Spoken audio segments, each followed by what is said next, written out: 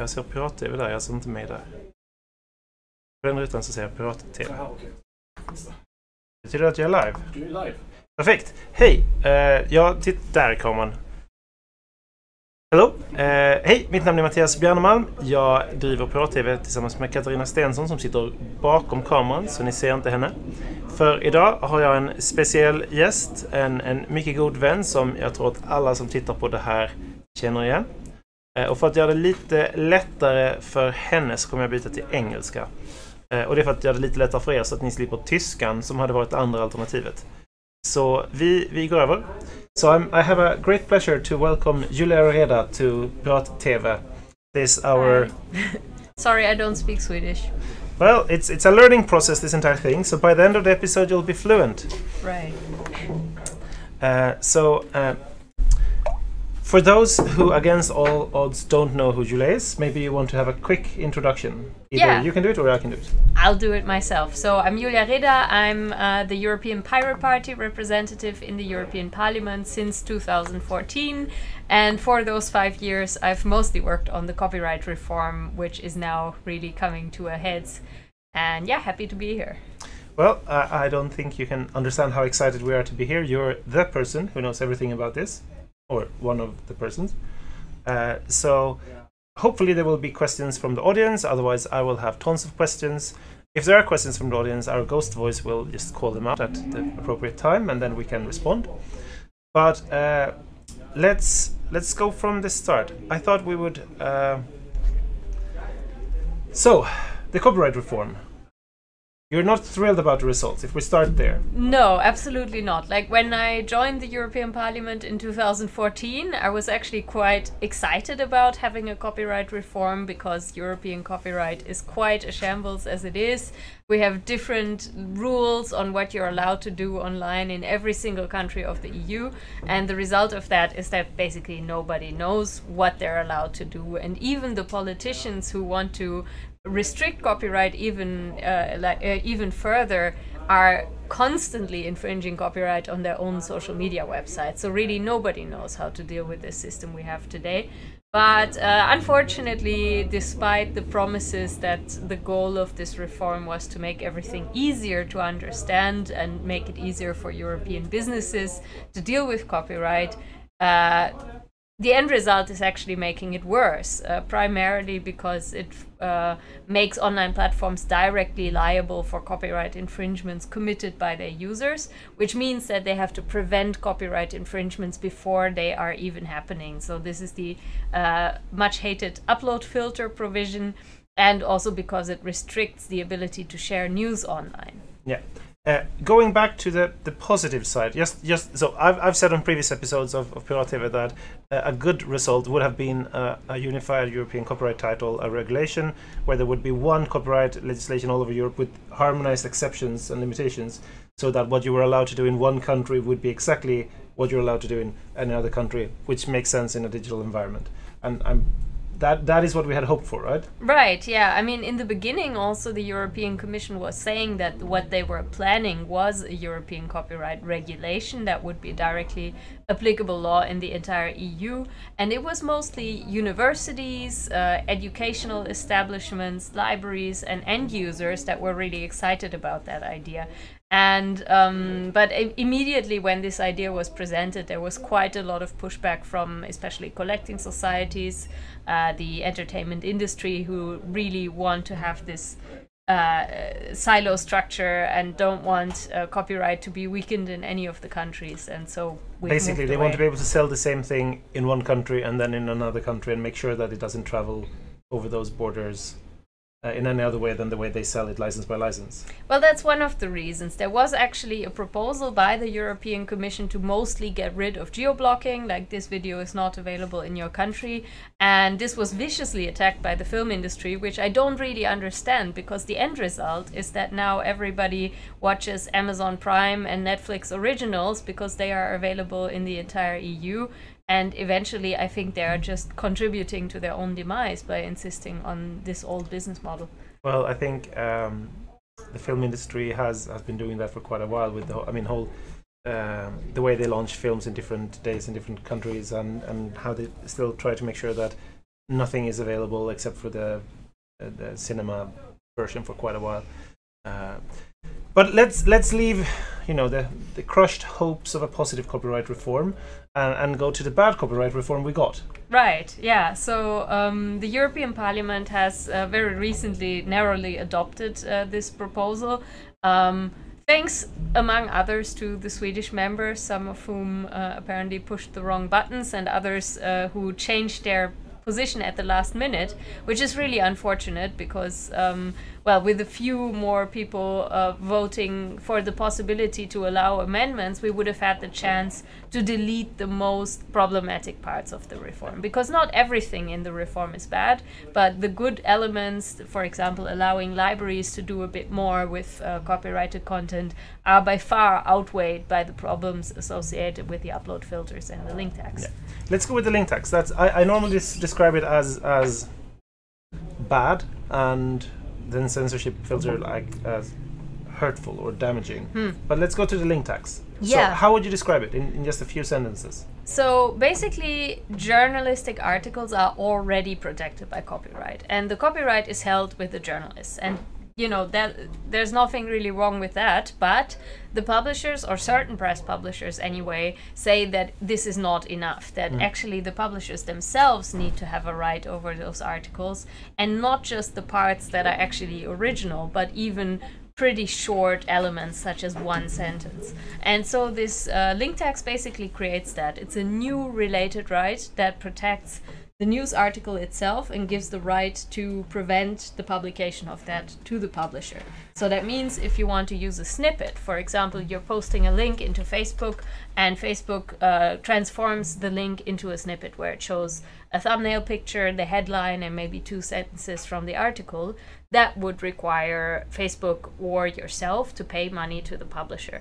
And this is pretty absurd, considering that all publishers actually pay social media experts and search engine optimizers to make those snippets look as attractive as possible. And now they're claiming that this is somehow hurting their business model.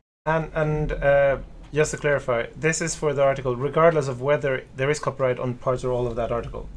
Absolutely. I mean, even if it's a machine-generated article, that wouldn't change the fact that it would be protected. And that's the main difference to the copyright that already exists, because you're already not allowed to post, for example, an entire article as a picture on Twitter, even though a lot of people do it, including a lot of journalists. But that's already a copyright infringement. So what would change is that even those short parts that are not protected by copyright because they're not original, they would also be protected, and you would need permission to share them as part of a link. Yeah. So if you have a long, a big chunk of what you call the starting text of an article that has been not written by the journalist but an editor who just quickly made the top, if you have that entire part, which is not too uncommon to have as a snippet. Exactly. And I mean, the idea behind this is pretty simple. It's basically to say Google and Facebook have a lot of money, and the news publishers have lost a lot of money. Therefore, Google and Facebook need to give money to the publishers. And I think the reason why this idea is so pervasive is because it's not completely fabricated, because there is kind of a problem or a shift that has taken place. But that shift is in advertisement. Yeah, that's right. I mean, basically, it's much more difficult today to make money with advertisement if you're not Google or Facebook, because they have all our personal data. So Google and Facebook has taken the advertisement market from, among others, newspapers, not only newspapers, from everyone, from basically. Everybody. Yeah. So they get money, and some of that money in the past went to the newspapers, and they want it back. Pretty much. And then they go to, you know, the one with the big guns, which is the state, and they say pass legislation so we get some of that money. Yeah, and I mean, it would be sensible to try to address the actual problem. And the Commission tried to do that. There is a proposal that is basically sleeping in the Council at the moment, which is called the e-privacy regulation, which is a law that would limit the possibility for companies to use personal data for targeted advertisement. The Parliament adopted it a long time ago with a pretty good position, and Council, so the national governments, are blocking it, including, ironically, the press publishers, because they think that, well, if this law is passed, they can't do targeted advertising either, But I just think it's really naive to believe that they would be better at targeted advertising than Google or Facebook. So I think overall they would benefit from this. Well, I have a friend who studies the trackers that get on, that they use on the webpage for the newspapers, and they use a lot of them. They might not be better, but they're heavily invested in trying to track their audience. But quite often they're actually using Google's and Facebook's tools for that. So, yeah. So, audience question? Yes. Yeah. So on YouTube, Walter Olsson asks, will your work affect Article 13? Well, I mean, I think our work in the parliament has already affected Article 13 in the sense that we were able to... Okay, that's the camera taking off. Yeah. But now we need we need a tech guy. Tilt it back a little bit. You need to tilt the camera in my direction. Because now you can see, you see, it was a glitch in the matrix and people could see the real world behind. Yeah. So I forgot to say in the beginning, we are not in Stockholm in our usual dungeon. We are in a temporary location in Malmö. Which is really cool. And there is a reason for that. So the way I lured Julia to come to the program is that I set up an elaborate scheme where I turned 40. That was step one. And then I threw a party, and then I invited her to the party. And when she said yes to the party, I was like, so you're coming to Malmö, I heard. Maybe you can participate in a live stream during the day. Because since I knew when she was arriving and when the party was starting, I happened to know that you had a gap in between. So when did you decide to turn 40 to set this amazing plan? That was roughly 10 years ago. 10 years ago, I was like, 10 years from now, I'm going to turn 40. That's going to be the thing. Well, it worked, so here I am. I did turn 40. Yeah, so back to the question, Article 13. Yeah, I mean, our primary goal has always been to get rid of Article 13, and we came pretty close to that in the European Parliament, so there was a pretty narrow vote to accept it, and quite a lot of opposition to it from very important experts, I would say, including, for example, the UN Special Rapporteur for Freedom of Expression. Unfortunately, Parliament has narrowly adopted it, and the only place in the process where it can be stopped now is the Council. So there's going to be a final vote in the Council on the 15th of April, which will be done by the agriculture ministers of all people. I've been told this is because it's a horse trade, so therefore the agriculture people will be responsible. That is actually not the case. Basically, when there is an agreement with Parliament, the Council don't want to discuss the topics, so they make them A lists. And then they have all the decisions that has already been agreed by the administrative levels. And then they say, can we adopt all these? And if no one says no, then they're all adopted in one fell swoop. So the idea is that they won't discuss it at this meeting. It will just be adopted unless some member state says, no, we don't want to adopt it, we won't have a discussion. That's right. So that's pretty much what we can hope for, also from the Swedish government, that they say this is no way to adopt such a controversial law. This should really be discussed by the ministers in charge. Because it wouldn't be the agricultural ministers, and suddenly became copyright experts and was like, okay, let's discuss the finer details of Article 13 now. I would be surprised, although to be honest, sometimes if I hear the justice and culture ministers speak about copyright, I think they have no clue either. But, well, that's neither here nor there. But, I mean, I guess you could try to imagine a hypothetical scenario. What would Article 13 look like if the pirates were not in the European Parliament? And it would be a whole lot worse. So I do think we have managed to put some restrictions in case, which are mostly related to which platforms will have to follow these rules. So an initial proposal from the Parliament rapporteur, who is the guy leading the negotiations, for example, did not even limit the article to commercial platforms. Hold on, we're no longer in...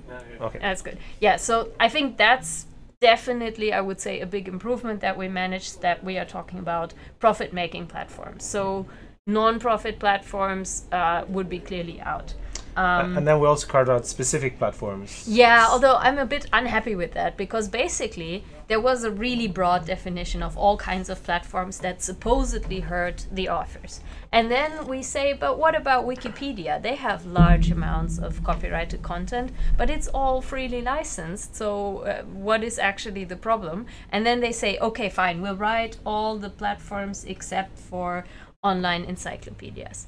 And then we come and say, What about GitHub? GitHub is full of copyrighted content because software is actually copyrighted, but it's extremely important for our economy. I mean, you wouldn't believe how many companies would have serious trouble if GitHub suddenly didn't work anymore. And then their reaction is to write, okay, except for open source development platforms. I don't think that's a very good way of making legislation, because we can't think of all the platforms that we need that are good for authors and then write a long list of exceptions. And these exceptions, they're basically targeting specific platforms that already exist, in sort of a broad phrasing. It's like online encyclopedias. We know they mean Wikipedia, but it's they can't say Wikipedia because then they could have just said that have Facebook and Google Pay, and then that would have been the easy way and the other way. But that means that this will then be defined by the member states. So what is an encyclopedia in one country? I mean, Wikipedia would be fine in every, but there are a bunch of other online encyclopedias, and it's not a clear cut. What is an encyclopedia and what is a blog? And I mean, that would at the end be the member states drawing that line. That's right. And also, I think the exceptions that are in there might not even fit the companies that they were intended for. Like, take GitHub. So it says open source development platforms are excluded, but GitHub is increasingly turning into a social network where people are using it to discuss things that have nothing to do with code or even organizing protests. And then suddenly a court could say GitHub is actually not an open source software development platform, and then you have a problem. So I hope that, first of all, Council is not going to approve this proposal, but if they do, it will be really important for pirates in all the member states to be extremely active in the process of putting it into national law, because there are some positive elements about trying to narrow down what platforms we're talking about. So in the recitals, for example, which is the part that describes what the law intends to do, but that is not directly legally binding, it says that it should be about platforms that play an important role on the content market. And then you could say, well, this is probably not the case for your average discussion forum. But that requires member states to actually read those recitals and to take them into account when making national laws. So, and then that would also, of course, be different in different member states where they draw those lines. Yeah. Which I suppose means that then that could be a challenge to the European Court at the end of the day. If the collecting societies don't get paid by some platforms in one country, but they get paid by the similar platform in another country, they will want more money and they will take that to court, and then the court will have to decide where we draw the lines. Yeah, so I think the only group that will definitely benefit from this is lawyers, because there will be a lot of questions about, well, which member state law even applies, because most of those platforms operate in more than one country. And it's extremely vague in terms of how these platforms are defined, and I think there are going to be a lot of lawsuits about that. Hopefully also about the fundamental rights impact. So if you as a viewer, contemplating your career choice right now, copyright lawyer, that is where the money is. Don't start an online platform. That's definitely going to be pretty difficult. But then again, even the online platforms will need to hire copyright lawyers. So copyright lawyer, can't have enough of them. We have another question. Real Baka asks, will we still be able to vlog on YouTube in Europe, or the whole YouTube will be blocked in Europe? I think there are different ways that YouTube could deal with the situation. One is that they might decide that they take much stricter control of who can publish there. So if they are at the risk of being sued for copyright infringement, they may not allow uploads from absolutely everybody, but only people basically where they have the name and the address and they know who to sue if they end up with the damage. It could also be that they just run more restrictive upload filters than they have today. I saw a video this week where there was a guy who was giving guitar instructions, and he got a copyright strike for playing a particular chord because Content ID considered that to be somehow very similar to a song that was registered, which is probably true. I mean, there are probably a lot of songs that use the same chord. So there's the same 4 chords for everything. So we don't know exactly how YouTube will react to these obligations, but I think the most likely options would be either to use much more restrictive filters, so not just filters for music, but for other types of material as well, possibly gameplay, which could be problematic for Let's Players and so on, or to be much more restrictive about who can post there, and that would mean for amateur streamers or vloggers that they may not be able to use YouTube for that. And that could also change over time, because I mean the legislation is pretty clear. So if the game industry decides that they want to use this new law, they just have to sue a few platforms, and then suddenly YouTube and everyone else are likely to be much more restrictive. Yeah, I mean, at the end of the day, YouTube will act to stay out of court. That will be what they will probably strive for. That's right. I mean, most companies don't want to get sued. So yeah, I think a lot depends also on how the courts will interpret these obligations, because Article 13 says the platform is liable unless it has done everything it can to block the content that rights holders want to block, and it has done everything it can to get licenses from right holders. So the courts will have to decide, well, what does it mean, everything they can? Does it mean actively trying to search for every right holder on the planet, or does it mean just making deals with all the collecting societies? We don't know that, and I think that's also something where, well, the courts will have some room for maneuver, but I expect that there will be a lot of attempts to sue platforms to try to get money from them. Especially over pricing, because there's a risk that platforms will say, well, we tried everything we can, but the price is too high. And that is where... Almost certainly. I mean, if you think about... I mean, we're always talking about YouTube, but let's talk about a completely different platform. Let's say you have a photo sharing platform, of which we have hundreds in Europe. In Germany, for example, we have Photo Forum, which is primarily for people to share their own pictures, or we even have dedicated Creative Commons photo platforms, even professional, like commercial ones. And it could be that a court says, well, the best effort to try to get a license for a photo platform means that they have to license the professional photograph catalogs, like Getty Images and stuff like that. And that's probably what they're hoping for. Like, we received an email lobbying very heavily in favor of the proposal by Getty Images. So that would mean you have a Creative Commons photo sharing platform, and that platform has to now get a license from Getty Images, even though that platform has absolutely zero interest in people uploading copyrighted, all rights reserved Getty Images. But they have to do it anyway. And then the question is, obviously Getty is not going to give them a really cheap license, because they don't want all those pictures to be uploaded there either. So they're going to ask a pretty high price. But the platform is not going to be able to pay it because they don't make a lot of money. So does that then mean they have to shut down? Did they try whatever they could? Exactly. Yeah. Like, what does that mean? Trying what you can? Does it mean paying the price that the right holders dictate to you? Because the interesting thing here is that in the article there is nothing about rights holders having to try to give licenses. They have no obligation to try to give license or to give. I mean, we spoke about that in the meetings. There is no requirements. And when we suggested it explicitly says rights holders are not required to give a license. So this is also why even a really large platform with big profits like YouTube, even if they try to license with all the collecting societies and pay them, they would still have to filter, because it's enough if one right holder says, I don't want my content to be on there, please filter it, then they have to do that. And if we look at the film industry, they've been pretty straightforward with their not being interested in licenses. They want to filters. And if you go to the picture platforms, people upload freeze frames from films. I mean, of course, yeah. Like your average reaction GIF is a short part from a film. Yeah. So I mean, there's clear that content will be filtered away, because there will be no way for them to get a license for that. Exactly. So do we have any other questions? Yes. If new parliament is more internet friendly, can they reverse the directive, at least the bad part? If so, how fast?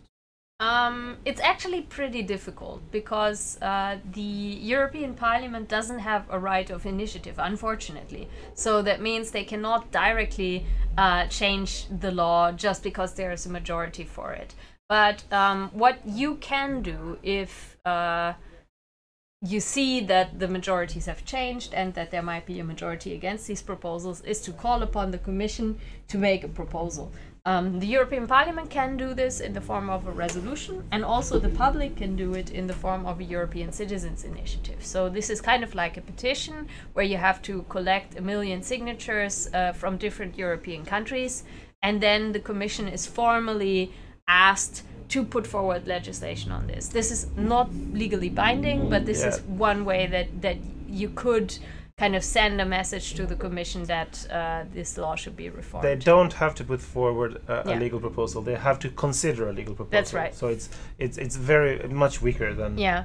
So on the one hand, it's not a guarantee for success. On the other hand, we just have a petition with 5 million signatures. So there are certainly enough interest from internet users to possibly do something like that.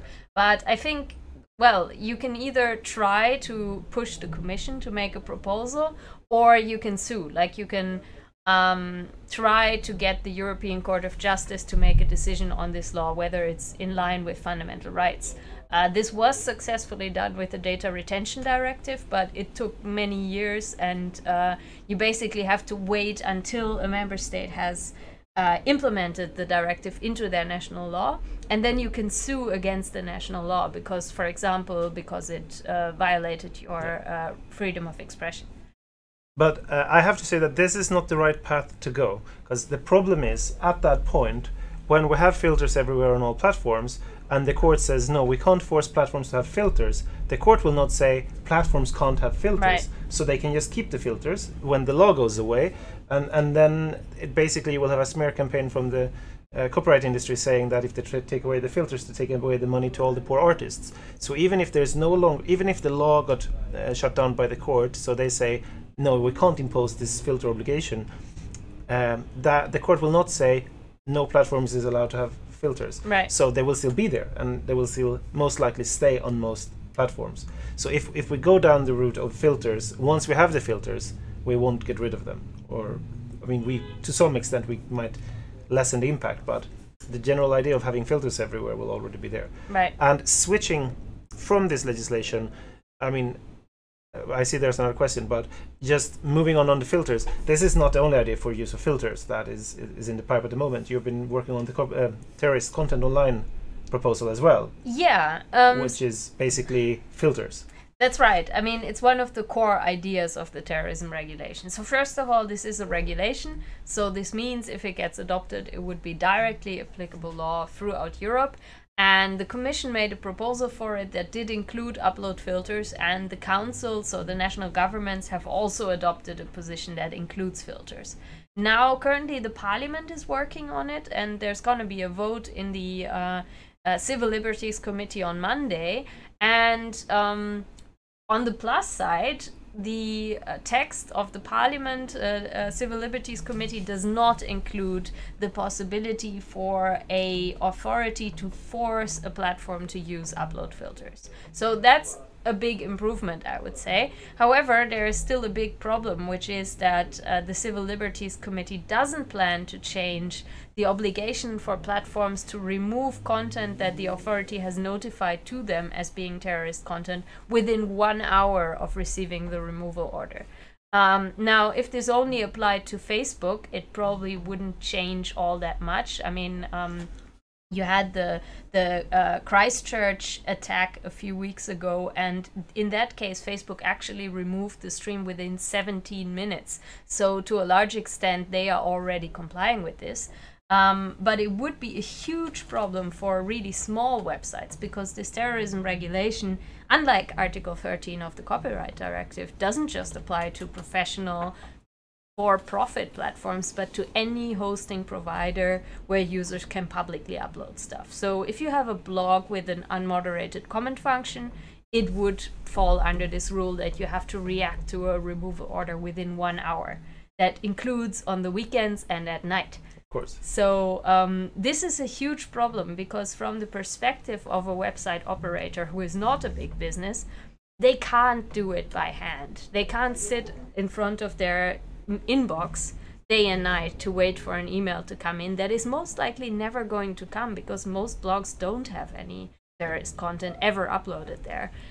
So what you have to do is basically set up an API that if a authority sends you a removal order, the content gets automatically blocked and then you can look at it later.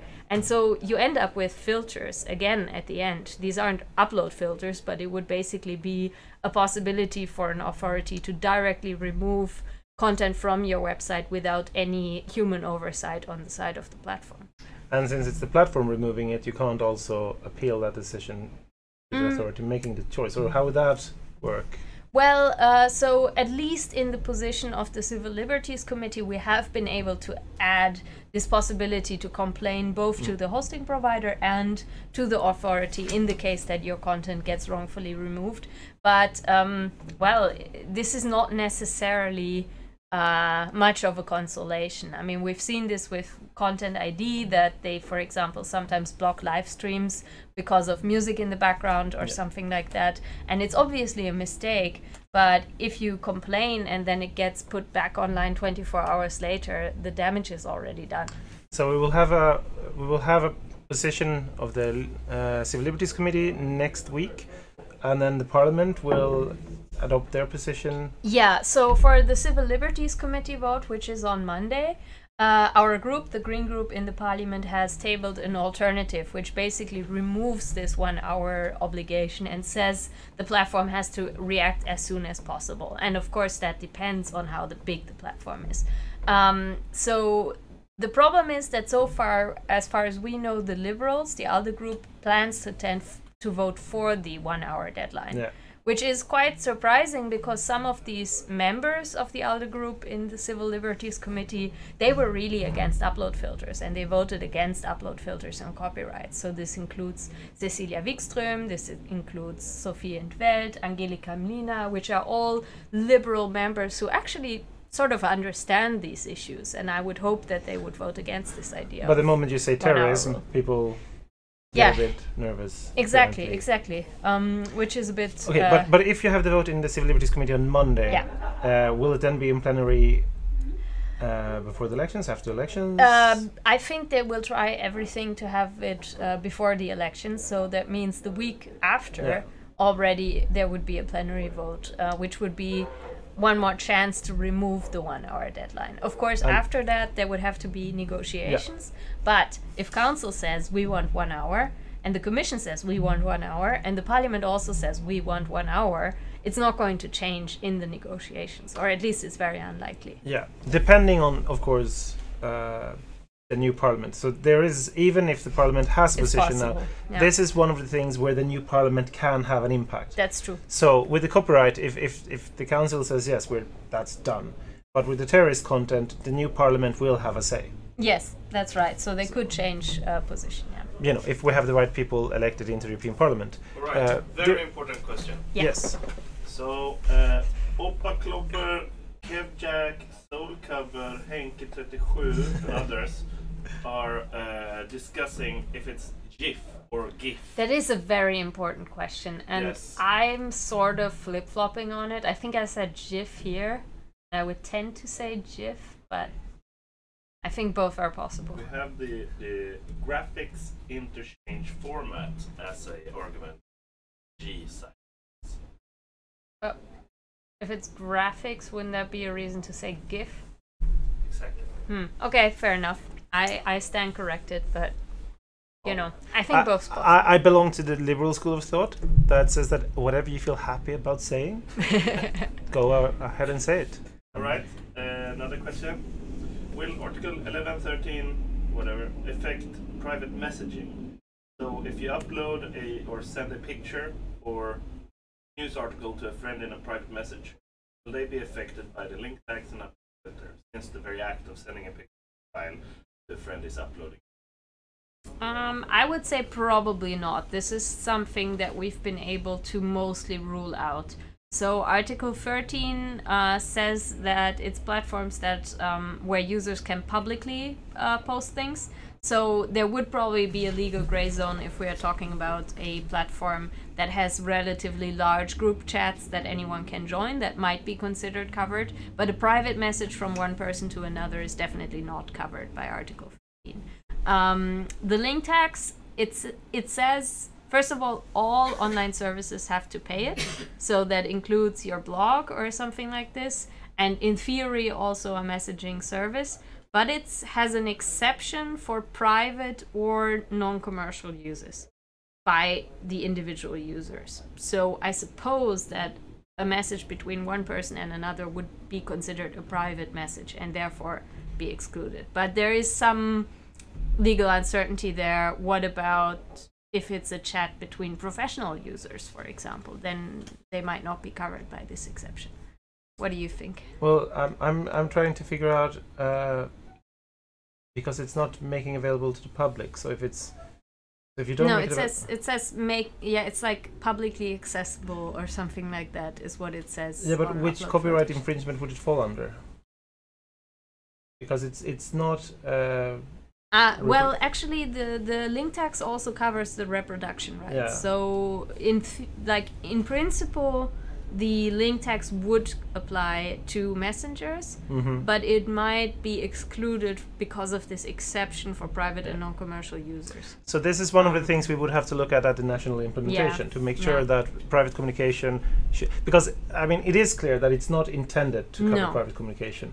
So if it does cover private communication, it would be sloppy implementation by the member state. Right. So, or But I mean, the intention of the legislator is sometimes really difficult to guess because it's super contradictory. Because, for example, the legislator was repeatedly said in the negotiations that we do not want individuals posting links to Facebook to be covered. But on the other hand, we want Facebook to pay. So then the question is, what exactly is Facebook supposed to pay for if not for the posting of individual news articles by their users? So it's completely, like, sometimes it's really difficult to interpret the intention of the legislature because they don't always know what they're talking about. And if you look at Swedish legal text, you will have these works that explains the intention of the law, and those are where the courts go at. In addition to the law, same as with these recitals, but the difference is, of course, that those texts are written by the people producing the proposal. And in European legislation, the recitals come from the Commission like everything else, but then it's negotiated. So we change all the recitals to fit the compromises that are made with the Council and within the Parliament. Yeah. And those texts are also compromises. So sometimes we're like, okay, we wanted this as a law, but we can't find a majority, but if we put it in a recital, it seems like it was what we wanted, even though it's not in the actual text of the articles. Yeah. So the problem here is, of course, that sorry, I'm just going to finish. The problem here is that the recitals gets muddled up because of the political work that goes around into formulating those recitals. Absolutely. I mean, basically, if you have a contradictory text and that's the only thing that everyone can agree on, then sometimes we agree on things that are just blatantly contradictory, which is difficult for the national parliament. All right. Joel Torstensson on Facebook. What about blockchain publishing platforms that are by design very hard to censor? Platforms also doesn't have companies that own them in many cases. So Article 30, I guess this is aimed at upload filters and not the link text, probably. So one thing that we managed to put in the definition is that it only applies to platforms that organize and promote the user uploaded content for profit making purposes. So if you have a blockchain-based system that isn't run by companies, is it for profit? If it's not, then it shouldn't be covered. But here again, you're going to have to be really careful in the national implementation because some courts consider everything to be for profit, where there is like an advertising banner to cover server costs or something like that. Or we have, for example, this decentralized competition to Twitter called Mastodon, which is you know, not for profit, but there is a Patreon page to support the development and the hosting of the main Mastodon instance. And then there is the question, would a court consider that for profit? Because you can donate to the developments and maintenance. And there again, I think it would be really important to make sure that for profit is interpreted in a way that means that there is a company that is trying to make a profit from that and not just covering running costs. And if you worry about how the national implementation will be, I can reassure you by a statement by the Collecting Society for Pictures in Sweden. They said that they will get involved in the national implementation to make sure that they maximize the profits for their members. That's not very surprising. Yeah, I mean, all the collecting societies that have been involved in this on the European level, they will just refocus on the national implementation, and they will viciously push for the best implementation in the sense of getting money to their associations. Yeah, I mean, that's absolutely true, and I find it really interesting. You know, all the supporters of Article 13 always say, oh, it's not about your little discussion forum, it's about YouTube and Facebook. But then I have to wonder, if it's about YouTube and Facebook, why did the entertainment industry so viciously lobby against an exception for platforms that have a revenue below 10 million euros a year? Because YouTube and Facebook have revenues in the billions. So if it were actually true that this law was only aimed at YouTube and Facebook, they should have absolutely no problems with this exception, which was originally included in the parliament text, but in the end was pretty much completely removed. In favor of Russian gas. Yeah, that is also true. So Germany was really insisting on having an exception for small businesses, and up to 20 million euros actually, which would have helped, you know, discussion forums, little community websites and so on, startups. And yeah, then within just a few days, suddenly there was a deal between Germany and France on two deadlocked pieces of legislation, one being the Copyright Directive and the other one being the Energy Directive, where there had been a big conflict about the building of the Nord Stream 2 gas pipeline. So yeah, Germany sold out on copyright in order to get their pipeline, and I find it quite surprising that many of the Nordic and Baltic governments seem to be fine with that, because, well... So this is all happening in the council, the sort of black box of legislation that we don't see the details of. Yeah. So we will actually have to round up. If there's one last question we can take it. Otherwise... I think we should go for rather fight a horse-sized duck or 100 duck-sized horse. 100 duck-sized horses, definitely, because I can crush them individually, like a long game of whack-a-mole, and they get weaker and weaker. That's... I don't think you can argue with that. So, we're going to do one of those magic things we do here, where we make one person disappear and another person show up. And that's okay. Too soon. We don't want to show the audience how we actually do this magic. Oh, okay. So it's basically by rolling away on this chair. Very slowly into this vast space behind us. But to make sure that you can't see that happening, we are, if my computer works, we're actually going to see your speech in the European Parliament the day of the vote, where this... yes, I was very angry. I remember that. It's in German, but... which makes it sound even more angry. It's a lovely language. You should all learn German before I start it, and if you don't, then you'll have to go along with English subtitles. So thank you very much for coming. It's been a pleasure having you here. I hope to see you again soon, tonight at my party, which is the real reason you're in town. And, well, we'll see you... Let's see, there, now look. Me? And now we won't see us. 3 Dinge sind an dieser Debatte ums Urheberrecht beispiellos. Erstens, 200.000 Menschen haben an diesem Wochenende gegen diese Reform demonstriert. 5 Millionen haben eine Petition gegen Uploadfilter unterschrieben. Noch nie hat es einen derart breiten Protest gegen eine EU-Richtlinie gegeben.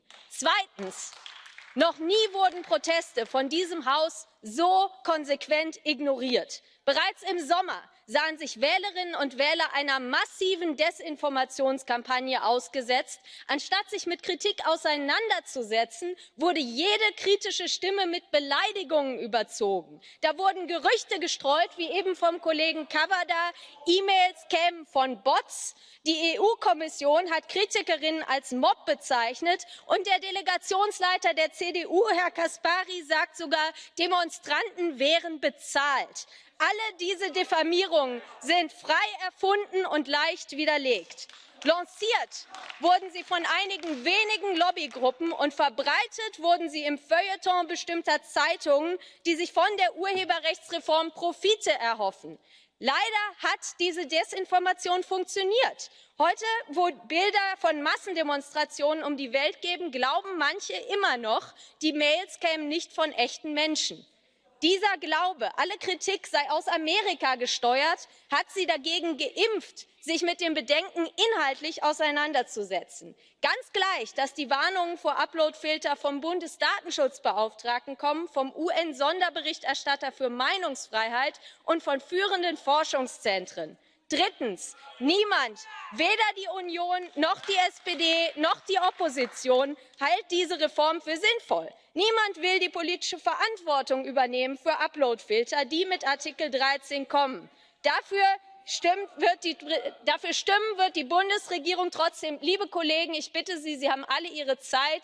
Ich möchte bitte auch meine Rede halten dürfen. Danke schön. Frau Vorsitzende, ich warte, bis sich die Kollegen beruhigt haben.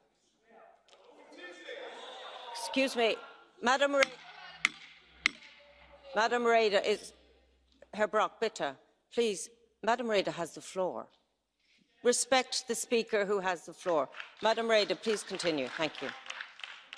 Niemand in der Bundesregierung will Verantwortung für die Uploadfilter übernehmen, nicht einmal Kanzlerin Merkel. Dafür stimmen wird die Bundesregierung trotzdem. Und seit gestern wissen wir auch, woran das liegen könnte, denn die FAZ hat einen Kuhhandel zwischen Deutschland und Frankreich aufgedeckt, wonach Deutschland anscheinend Uploadfilter akzeptiert im Tausch gegen Frankreichs Zustimmung zur Nord Stream Gaspipeline. Das Tragischste an diesem Vorgang ist... Madam, I'm delighted you're all wide awake this morning, but please allow Madam Reda to continue speaking, and that's from both sides of the House. Madam Reda. Meine Damen und Herren, das Tragischste an diesem Vorgang ist, eine neue Generation, die dieses Jahr zum ersten Mal zur Europawahl geht, lernt gleich ihre Lektion. Eure Proteste sind nichts wert, die Politik wird Lügen über euch auskippen und sich von Sachargumenten nicht beeindrucken lassen, wenn es um knallharte geopolitische Interessen geht. Diese Erfahrung, dieses Gefühl von Machtlosigkeit wird sie nachhaltig prägen. Liebe Kolleginnen und Kollegen, so können wir nicht Politik machen. Diese Richtlinie darf nicht ohne Änderungen durchkommen. Das wäre nicht nur verheerend für die Freiheit im Netz, es würde auch einer ganzen Generation das Vertrauen rauben, dass die Politik funktioniert und dass dieses Parlament die Interessen der Bevölkerung vertritt. Deshalb müssen wir Artikel 11 und 13 streichen. Danke schön.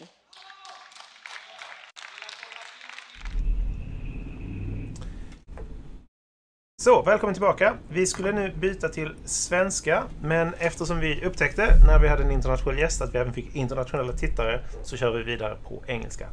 So I was saying very briefly that we were supposed to switch to Swedish, but since we have so many international viewers today, thanks to our international guest, we will continue in English. If you don't understand anything we're saying, it's probably because I talk too fast, and then I will slow down, or just write a question and say what the heck is he saying, and we will sort it out. But now I'm joined by Katarina, my regular. Hello. Nice to be here. I was not saying hello to you. No, because we've already seen each other. Yeah. Because you were sitting behind the camera. I was, and I was listening to this conversation, which was very interesting.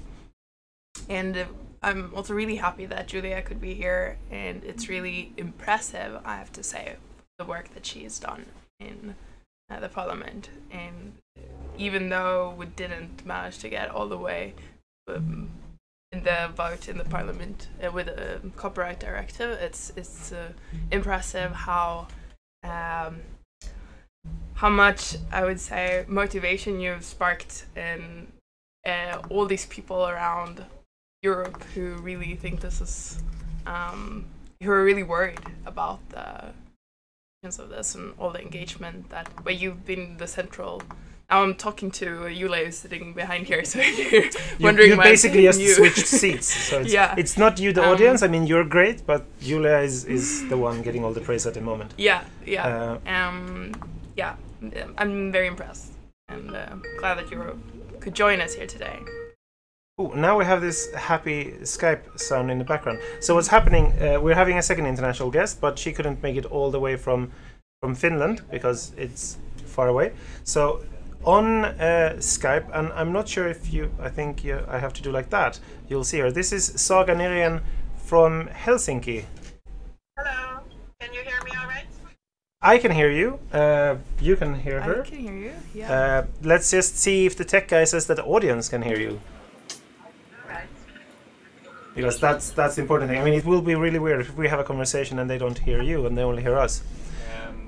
I don't think they can. Stop audio output. Okay, so I have to do magic things in Skype. Just hang on where you are. While you do that, let's answer And the question. there will be a question that Katarina can answer while I do that. Vladimir Silenkov asked, will I still be able to upload videos on my non-monetized YouTube channels, which are fair use and have no copyright on them? Yeah, so with the Article 13, it doesn't matter if your channel is commercial or not, because the platform is commercial. So your content the content that you upload will be filtered, and then if there is copyrighted material, it will get stuck in those filters, whether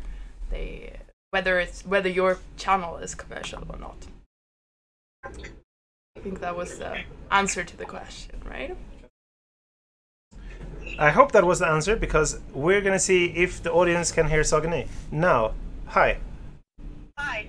Can Again. you hear me now? Well, I can hear you as before. But audience can't. So we could do the whole that I repeat everything you say, but that seems really, really silly. Yeah. So let's see. Hold on. Say something again. Hello. Did we get a thumbs up from the tech guy? There's no thumbs up from the tech guy. Okay, so this is every time we do something new, and every time those new things make things interesting for us. Can we raise the volume on Say we hear her. Ja, det kan nog fungera genom... Okay. if you just raise the volume there, maybe. Yeah. Okay. So they go through the computer to the mic. So tech guy is deaf. Okay, so She said hello. this is how we do. You speak really loudly, and they will hear you through the secondary microphone. Hi, Saga. We're really happy to talk to you. We've never spoken before. Hi. Do you? Oh, well, there you see me, and there you see Katarina, so you know who you're talking to. Hi. So we're doing the Pirate-TV in Sweden, and you are running in the national elections in Finland. Yes, that's right. We have parliamentary elections coming up on the 14th of April. That's pretty soon. Yes, that's very soon. I wanted to actually do this from our container that we have in the center of Helsinki, where we are giving out our campaign material. But our neighboring party started a very loud loudspeaker presentation right as we were supposed to start. So And now you found a nice brick wall as the backdrop. But that's perfectly fine. The important thing is not your container, it's the elections. So you're running in the elections all over Finland. yes, we have candidates in each district in Finland except for Åland. Uh, And in Helsinki, where I am a candidate, we have the best chance of getting in our chairperson, Petrus Pennanen. We are in alliance with the Feminist Party, the Animal Rights Party, and with the Liberal Party of Finland. And that gives us a very realistic shot at our first place in Parliament. And this is very, very confusing for well, probably for our international audience, but especially for the Swedish audience. How is this alliance working? Because it would be difficult to do something similar in Sweden. How can you set up such an alliance? like you can get one person elected. From which party would that person be? Do you have a list in order? What's the threshold? Do you have a national threshold, or can you be elected just in Helsinki? We don't have a national threshold. It's district-wise. Whoever gets enough votes will be elected. So how it works in Finland, it's called the Jefferson method in American English, or the D'Hondt method in European languages, and it means that for our list, whoever personally gets the most votes will be the one who is elected if the entire list gets enough votes to come in.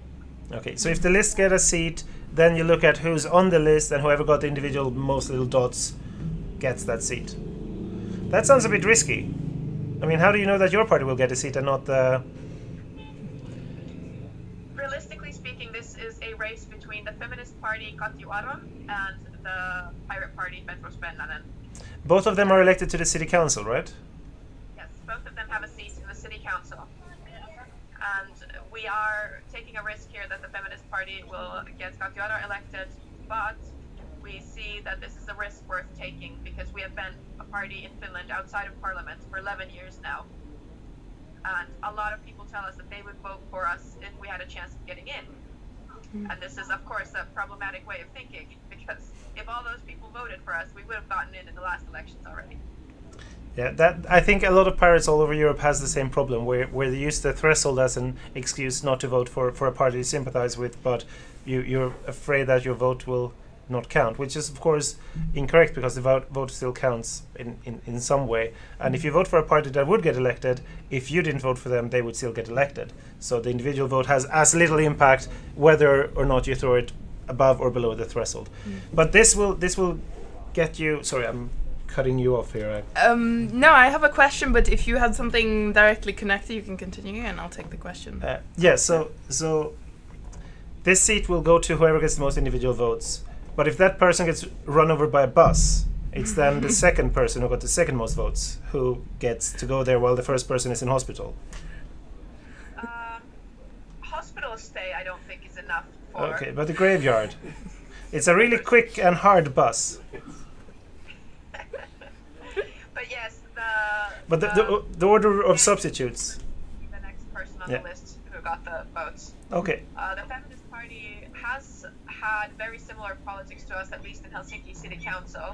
And Petros Pennanen and Katju Aron have worked together a lot, so that's why we felt comfortable with this alliance.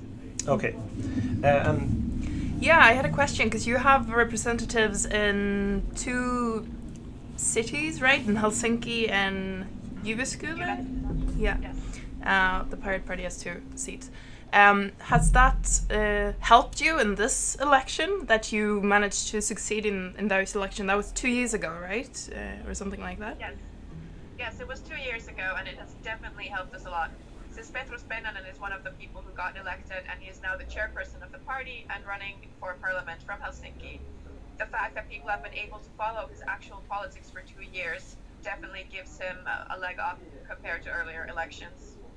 And many people out here, out on the streets, when we tell them that we have people in the city councils, they feel much more comfortable voting for us, because now we're actually tried and tested. Some of our policies have been passed in Helsinki and in Jyväskylä.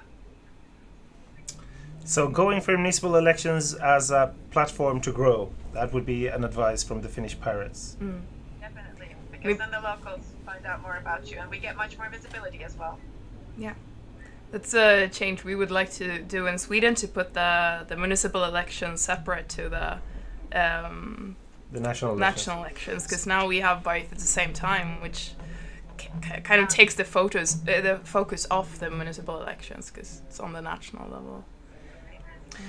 We've also had these alliances in the municipal elections, and in Helsinki we would not have gotten a seat without the alliance, and in Espoo we got the supplant position, the standing-in council person, because we were in an alliance with the Liberal Party.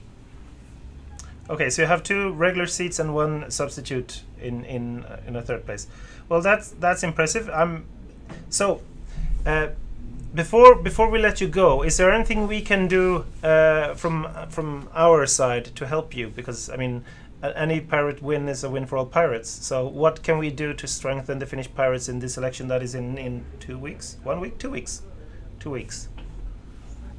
If there are any Finnish citizens living in Sweden who have not yet voted, I think they still have a chance for about a week to vote by mail or at the voting places at the embassies. So that's very recommended. Or you can just, drive over to Finland and vote. Take the vote, I think big. So definitely, any visibility is greatly appreciated. It brings us more credibility as a party to see that we have international cooperation. And then, of course, there's a lot of Finns living in Sweden who should come out and vote. Yeah. So if there are any Finnish people watching here now, I don't know if there is, but if there would be, what would you want to say to them now? Well, even though I'm a candidate myself, we definitely need Petruspennanen to get the most votes. So that is the most effective way to get the pirates into parliament is any Finn living outside the borders of Finland, vote for Petruspennanen, and any Finn who is in Helsinki, vote for Petruspennanen. Well, that's a very clear message. I think our viewers have heard it. I want to thank you so much for calling in. It's been a pleasure. I hope to get to report from the Finnish elections in a few weeks that we have a Finnish member of parliament from the Pirate Party. Thank you so much. And I'm not now going to shut you down with this whole buttony thingy.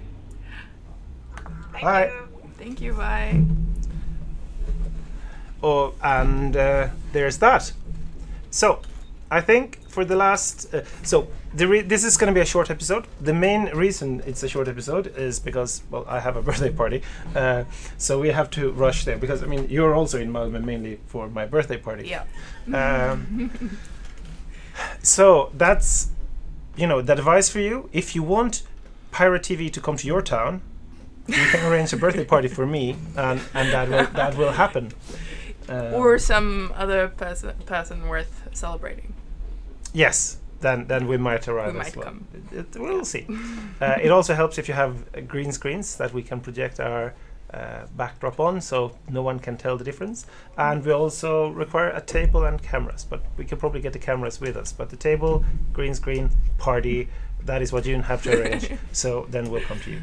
Yeah. I think that's all for this week, unless there's some questions popping in that we forgot. Let's see. This is where the non-tech guy, but the guy with the other computer that assistant, Social media. yeah, the social media expert is desperately checking for any comments that we should bring up into this episode.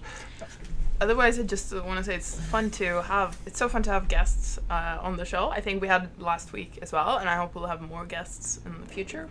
And what should you do if you want to be a guest on Pirate-TV? You should contact us. It's quite easy. We're easy to get a hold of. Any channel. For example, you can join our Discord channel, and if you have input on the show, what guests you want to see here, if you want to be a guest, or what you want us to talk about, then that's the best. How do they find the Discord channel? Is it called Pirat-TV? So I think they find the Discord channel by going into our Twitch thingy and check there, or it might be posted on the Facebook link to the chat, or they can just ask somewhere, and our social media guys, because we have more than one, they will respond with the link. I mean, yeah. If you're one of those guys that can make a little text go down here with those that information, let us know and we can involve you in the team. We're currently looking for people who can do that and who can do animations. Oh, we have a volunteer. Oh, we have a wonderful. So in the studio. Next week we will be back roughly at the same time with the same people. We'll go back to Swedish then, though. If you want us to continue in English, we might, have to branch out and have one English show and one Swedish show. Yeah, or get some more international guests. Yes, we could still have 2 shows, but we'll see. We should be back next Saturday, same time. Well, it will be the same place for you. It will not be the same place for us. But with that, I think we're done. Yeah. So I have a new... And happy birthday. Thank you. So I have a new done button. I didn't have that before, but there's a button here. If I click that, this all ends. It's all done. Let's try it.